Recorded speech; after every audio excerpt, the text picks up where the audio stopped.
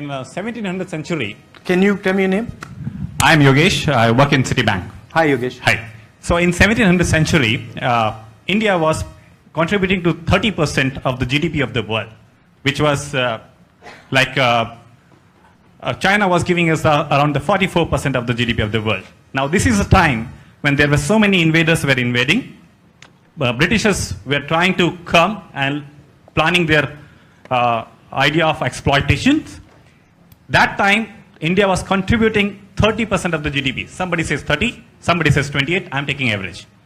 So, that time no IIT, no railways, no roadways, no big companies, nothing. But still India was producing 30% of the GDP. Now, there was a fear, the exploitation of the India has happened into the British era. And in 1947, we got independence. And we were producing around 2 to 3% of the GDP. What has been done to revive that 2% to 30%? Why could not we reach back? That is my first question. Second question, just continuation. When we ask about the technology, connection with the technology, you have given us, told that the artisans, like with the bell metal, with the carpet industry, those are the artisans who stayed into the villages. So, you mentioned about that point, but when we asked the success story, you gave us the Amul, you gave us the Maruti Suzuki. Why in 62 years of the Congress era, we did not follow this artisans of my village? Why Khadi Gramodyog is missing from your success story? That is my question. Actually, Khadi Gramodyog is a success story. But so it was not in your speech. I forgot to say that, but Maruti was there, which is imported. But Khadi Gramodyog, which is Desi, it wasn't there. Actually, Khadi Gramodyog is a success story. So but that is after me reminding you. Thank you for reminding me. No. And okay. Sorry. One quick question. Yeah. Do you think India has been successful over the last 70 years? India is successful not because of its politician. Again, India is successful because of the 1700th century. Every Indian was contributing, and it is the same story right now. Okay. But do you think India is successful? India is successful because Indians are successful. Okay. And do you think that politicians have absolutely no role in this? Politicians have the role in it, but when my Indian politician die, I don't even moist my eyes. But when my Lee Kuan Yew died, I cried. Why? Because this person has made Singapore, and with full ambition for caring for his people, and that is what it is lacked in the beginning era of India. So then, can you tell me what specifically is your question? My question is simple. My question is very simple. In India, when India got independence in 1947, 95% of the population was staying in Indian village. Congress got the movement. What it has done for the upliftment of my villages, where all these artisans from Muradabad, for bell metal and the carpet industry are living. Why nobody cared for them? Well, my last village got the light in last 8 years. Would you like me to answer? Sure, sir. Actually, India has been completely transformed over the last 70 years. Actually, Amul happens to be a village movement. Actually, one second. Actually, Khadi Gramodyog is a pretty successful movement. Actually, brass in Muradabad is pretty successful. I am saying, now let me answer. Yes. I am saying that you can completely transform it. How many years did it take India to get to 30% of world GDP? Amul is a success in Gujarat. No. Amul Answer is my success question. in Gujarat. Why? Answer my question. I'm going to have to stop. I'm going to have to stop this because it's not. If I may, Mr. Rahul, if I may, can I? I'd like to invite. Sorry, I'd like to invite someone on this side, but in particular, wait a minute. I'd like the first woman in the line to come forward to the microphone. Thank you. So please, ask your question. Please go ahead. Hi, Mr. Gandhi. I'm Hello. Kritika, and I'm an economist at Goldman. So you've talked a lot about how there were sort of these secretive missions that the Congress had in order to get certain results. And I'm just wondering, a lot of those results seem to be coalesced towards the progress that you made with Kashmir and in terms of industry, etc. So I just wonder, as somebody who's also mixed and of Indian heritage, when you see the current stance on minorities, what do you think the Congress would have done differently? And if you can answer personally, what would you have done differently? The current stance of the government of India, When it comes to challenging minority policies. when the BJP and the RSS have anti-minority policies. I mean, we've been fighting the BJP and the RSS since they began. Mahatma Gandhi died protecting minority interests. The Congress Party has protected minority interests for the last 70 years in India. The fact of the matter is that we lost an election to the BJP. And we do not like an India where people are persecuted, where people are beaten up for what they eat, for what they drink, for what they say, for what they wear. We don't like it, we fight for it. But the fact is that Mr. Narendra Modi won the election. And whether we like it or not, we can contest it, we will fight it, we will defeat him in the next election. But he controls lawmaking in India. He controls the UP police. He controls the Haryana police. He controls these things. And an extremely nasty form of politics is playing out in India. We will fight him and we will beat him. Thank you. And I would like you to know, and I would like you to believe that very soon you will see an India where everybody is respected, everybody is loved, everybody works together to take the country forward. By the way, it's not, you use the term secret mission. It's not a secret mission. It's work. It's secret in that we don't go on a stage and talk about it, but it's political work. Right? So it's not that the thing is secret. Okay. But let me tell you something. I feel what you're feeling very strongly. Thanks. Thank you. Thank you very much. Thank you. Okay, the gentleman in the green tie, Yeah, please, okay, sir. thank you. And make a short question. Short question. My name is P.K. Basu. I'm the author of a book called Asia Reborn, the first comprehensive economic and political history of the whole of Asia. And my question is this. I also teach economic history to students in several business schools. My question is this.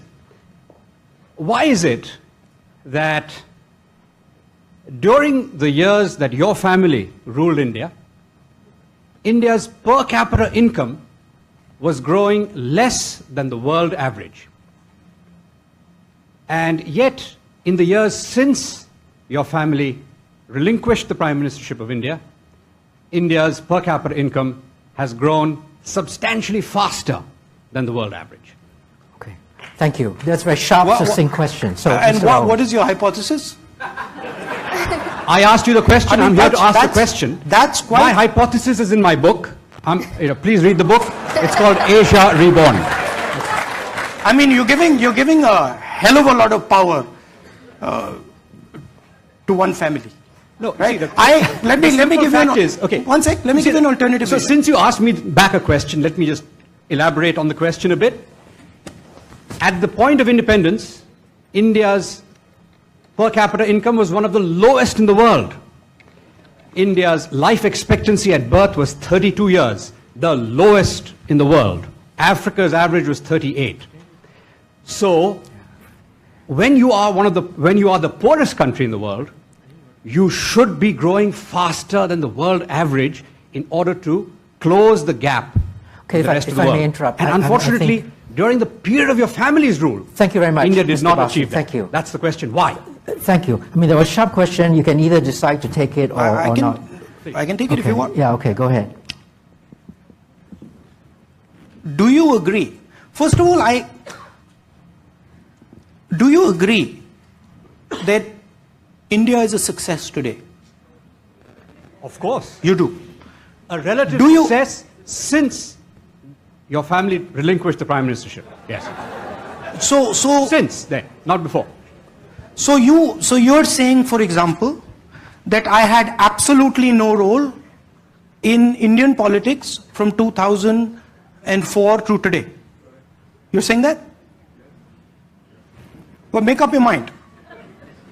Either I have a role or I don't have a role. You can't give me both options. Please tell us what your role was. It Okay, doesn't matter. I'm going to The point leave is that the if I may, let's not have this dialogue, if I may. could you answer the question? I mean, the question is, May I? Okay, please. is there an answer to the question? Okay. Yes, Please answer to the question. I've answered the question. Crisp, clear question. I've answered the question. I've answered the question. All right. Yes. Question Listen, is I'm going to leave it at this. Okay. I'd like to come over to this group. Sir, go ahead, Okay, please. yes, my Short, name- succinct question. Yes, I'll please. make it very fast. Yes, my name is Anish Mishra. Okay, the thing is, I would like to start by saying that I'm a great admirer of your great-grandfather, Jawaharlal Nehru, and I think all the good things that whatever India is today is because of the Indian Congress Party. And if you look at the Constitution of India, your party has very successfully put in the values of the Congress Party into the Constitution of India. You're both going to extremes, right? I mean, give me something in the middle.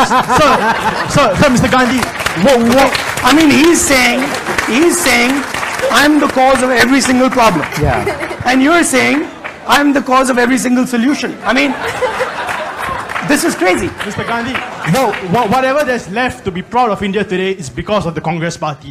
Okay, the thing is that, okay, I want to talk about the idea of India, which you spoke that it's being threatened by the... Sorry, can you please ask your question? Yes. Okay, my question is that in one of your speech, very correctly you said that India, we should not learn the wrong things from Pakistan. And if you look at today, India can be compared to what Ziaul Haq is. India is living in the era of Ziaul Haq. In fact, when they look at us, they say that we thought we were liberal secular democracy. Today, you turn out to be the same as us. So my question is this: is that if you come back to power, if you become the Prime Minister of India, how are you going to undo the damage that has been done upon India? All I want is that I want India to go back to what it was before Mr. Modi became Prime Minister. And I want to give you, just to conclude, I want to give you one suggestion to put in your manifesto. In the next election, you put this in your manifesto called Restoring India. Because called Restoring India. Restoring India. Yes, because my India has been lost. When I look at the map, I can't find my India anymore. And I want you to... yes, sir. My India is lost. I want you to give India back to me. Thank you. Okay, Mr. Rahul. This conversation, right, shows you the polarization. It does. That gentleman thinks that nothing has ever been done by the Congress Party. This gentleman thinks that everything has been done by the Congress Party. Let me tell you what the truth is. India's success is hugely because of India's people. However,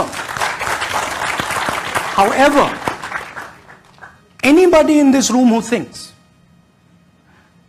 that the Congress Party is not part of that success, anybody who thinks that gaining independence was not part of that success, that one man, one vote, which the RSS opposed, was not part of that success. Anybody that thinks Green Revolution was not part of that success, anybody thinks Telecoms Revolution was not part of that success, Anybody that thinks the liberalization wasn't part of the success, anybody that thinks rights-based paradigm wasn't part of the success, needs to write a new book.